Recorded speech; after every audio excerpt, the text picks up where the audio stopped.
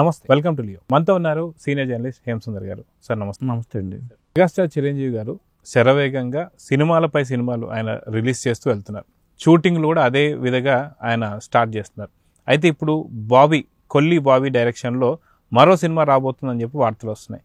దీంట్లో ఉండే నిజం ఎంత అంటే ఏం చెప్తారు? నెక్స్ట్ మనశంకర వరప్రసాద్ తర్వాత చర్చ్ మీదకి వెళ్ళే సినిమా బాబీ డైరెక్షన్లోనే. ఎందుకంటే వాల్తేరు వేరే హిట్ అయిన తర్వాత మళ్ళీ బాబీకి ఒక మాట ఇవ్వడం, బాబీ చెప్పిన కథ నచ్చడంతో ఈయన ఓకే చెప్పారని సమాచారం అయితే ఉంది. అయితే ఇప్పుడు ఈ సినిమా ఇమీడియట్గా ప్రారంభోత్సవాలు జరుపుకొని సెట్స్ మీదకి వెళ్ళే అవకాశాలు ఎక్కువ కనిపిస్తున్నాయి. ఎందుకంటే అది చాలా ఫాస్ట్గా పూర్తి చేస్తున్నారు.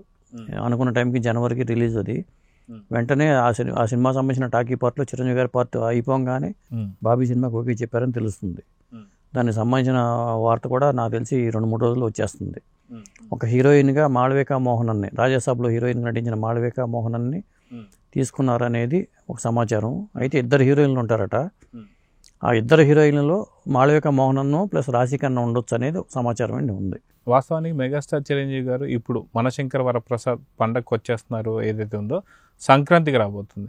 సో ఒకవేళ ఈ సినిమా స్టార్ట్ అయితే 2026లో 2 సినిమాలు రిలీజ్ అయ్యే అవకాశాలు ఉన్నాయంటారా? 2026లో 2 సినిమాలు కాదు, చిరంజీవి గారికి 3 సినిమాలు రిలీజ్ అయ్యే అవకాశాలు ఉన్నాయి.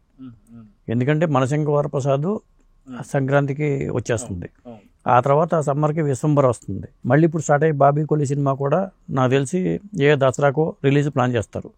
అలా చూసుకుంటే 3 సినిమాలు అవుతాయి. మేబీ 4వ సినిమా కూడా రావచ్చు. ఎందుకంటే ప్యారడైజ్లో మన శ్రీకాంత్ బోధల్ సినిమాలో ఒక ప్రత్యేక పాత్ర చెప్తున్నారు, లేదా పూర్తి స్థాయి సినిమా శ్రీకాంత్ బోధల్లో ఉంటాడా తెలియదు.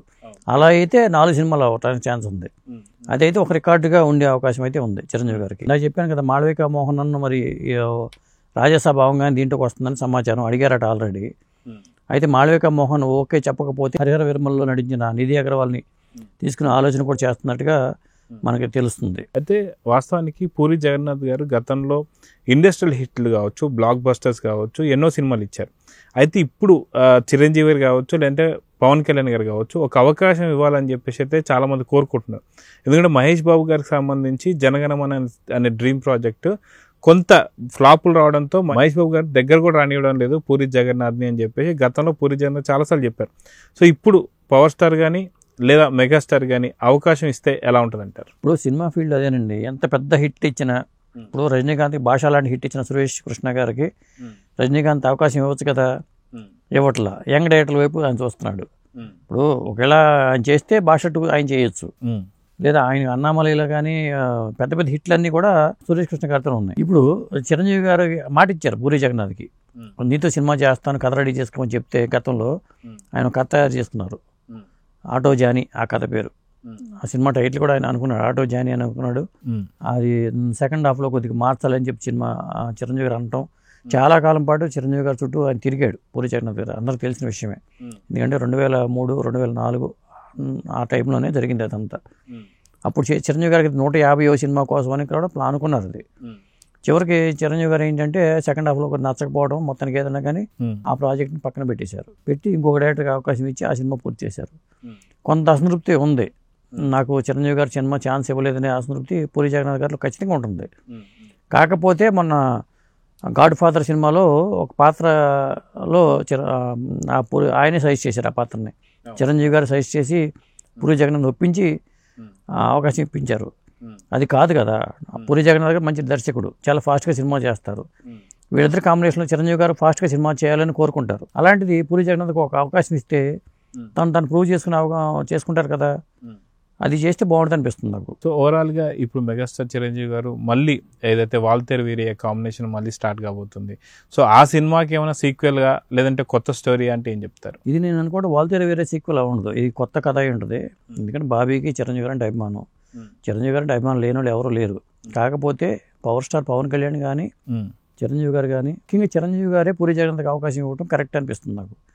ఇండస్ట్రీలో ఏంటంటే సక్సెస్ వస్తేనే అటువైపు చూస్తారు, అది కొత్త దర్శకుడైనా అవకాశం ఇచ్చేస్తారు. అది కాంబినేషన్ వర్కౌట్ అవుతాయి. ఇతను హిట్ ఇచ్చాడనే దాని మీద పైగా సీనియర్ దర్శకుల్ని పక్కన పెట్టేస్తున్నారు, మన సీనియర్ హీరోలు కూడా.